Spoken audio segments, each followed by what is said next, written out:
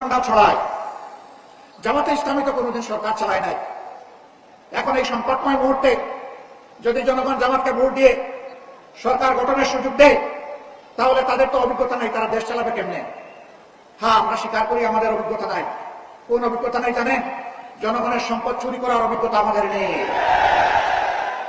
দলীয় কর্মীদেরকে দিয়ে চাঁদাবাজি করার অভিজ্ঞতা আমাদের নেই। শিক্ষা প্রতিষ্ঠানগুলোতে গণরুম কায়েম করে টেক্সটার সেল গঠনের অভিজ্ঞতা আমাদের নেই। সর্বপর্যায়ে মাথা থেকে পায়ের কথা দুর্নীতি করার অভিজ্ঞতা আমাদের নেই।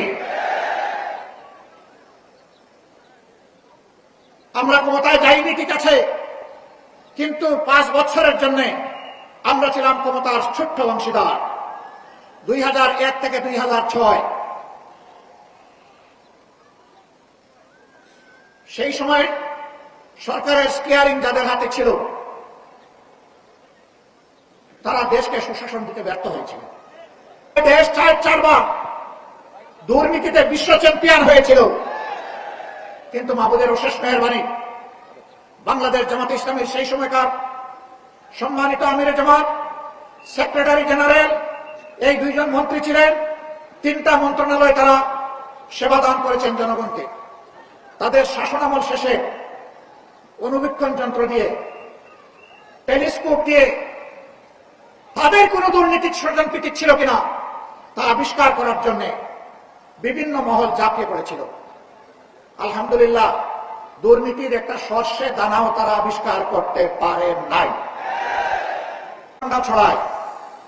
জামাতে ইসলামী তো কোনোদিন সরকার চালায় নাই।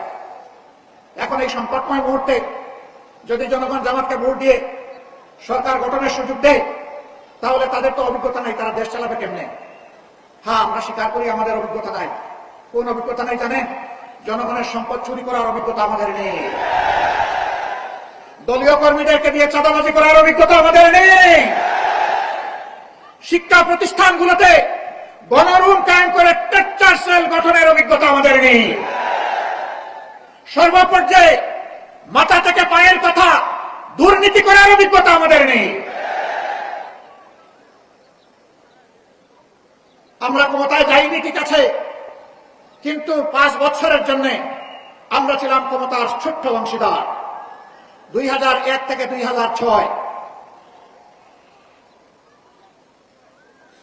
সেই সময় সরকারের স্টিয়ারিং যাদের হাতে ছিল, তারা দেশকে সুশাসন দিতে ব্যর্থ হয়েছিল।